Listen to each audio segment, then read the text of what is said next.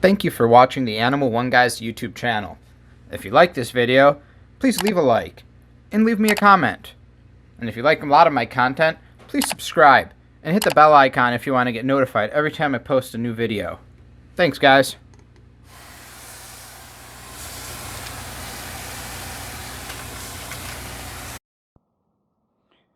Okay, so I think for this episode, it's important that I do in most rescues where I can get the tank that they were in uh, with the accessories and everything, and I can show it in a video. So why not show the tank that this girl came out of, and we'll talk about it. And I'm confused about this tank, guys. I'm gonna be honest with you. So first of all, this is going out in the garbage. There's a huge, on the other side, you can see it. There's a huge crack. This is really weird though, because it's another one of those tanks that Ripley came in. And is this being sold as a bearded dragon tank? I just don't get it. It's so small. I would rather get a tank that is shorter lengthwise and bring out its depth this way. You know, if you hacked off 8 inches here, but you pulled it out like that, that actually would be a pretty decent tank. So I don't know what this tank is doing here. But this is the tank. I made sure that it was preserved, you know, well as it could be. I mean, it rode, flat on the way back here, but everything is pretty much the same. The only thing that's not on there is there was this Zoomed mini, double dome on the top, but obviously I took it off for filming. You know, with no electricity, I don't think it really mattered, but there was no timer. But so there was at least at one point a heat bulb and what looks to be a a UVB compact fluorescent. Although the style of that means it probably was giving off almost no UV. But I'm confused about this tank because at least Ripley had like this top. It doesn't even go to this tank, right? Like, this is so small. It goes just over halfway. So like, what the heck is that about? So let's get this out of the way because I'll probably keep the top good for some future videos. Let me take this off the tripod and show you guys what's going on here. So here's here's a giant crack, and it actually goes down and across the bottom.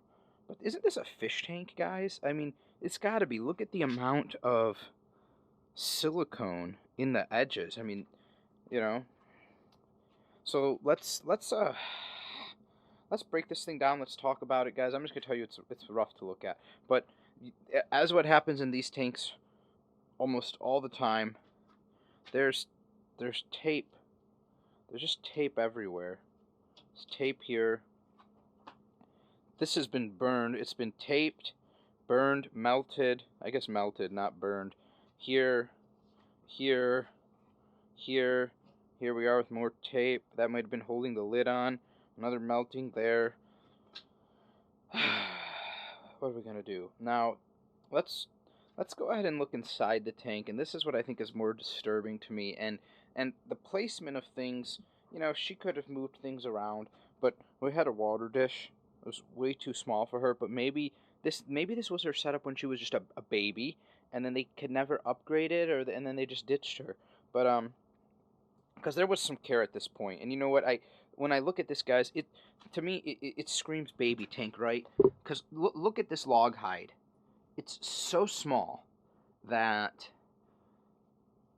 there's no way she was getting under this at any point of her adult life. But as a baby, that would have worked. Food dish. There's petrified kale in it. So there was a little bit of food at one point. There's don't know if you guys can see this. I think you can. Cricket legs here. There definitely was substrate at one point. You can see it. Although this is the condition it was found in. So what happened to the substrate? Did the owners get rid of it at one point and, just did a poor job? I don't know. Little bits of urate, around here. The other thing that's interesting is there's shed.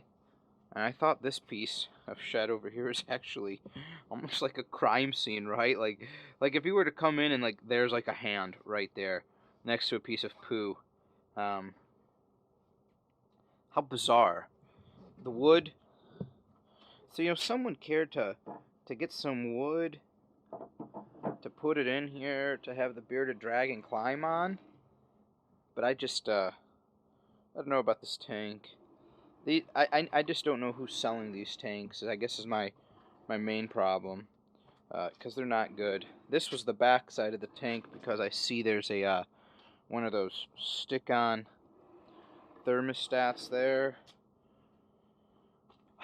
I feel sorry if that's how they were trying to, I don't know, I guess maintain the ambient temp or watch it. But yeah, this is when you look at this, it's a miracle anything survived in this for that much time. Because it's dirty. It's so dirty. But that makes sense now because remember how dirty she was, guys? This is why. So this is a shorter video, and not all of you guys watch these videos on the accessories or the care. But that's how she came. I'm going to take the bowls out, the hide out, this wood out. I can clean and disinfect that. I'll keep that lid for a future video, but this glass tank, this is going out in the garbage. It's cracked anyways, so not good for anything. And it's so dirty. I mean, I hate to waste stuff. I always try to repurpose stuff. If I needed a tank for dubia roach colony or something, I'd get a plastic storage tub before I used this. It's big, it's heavy, it's a fish tank. Take care, everybody. Thank you guys for supporting my reptile rescue family.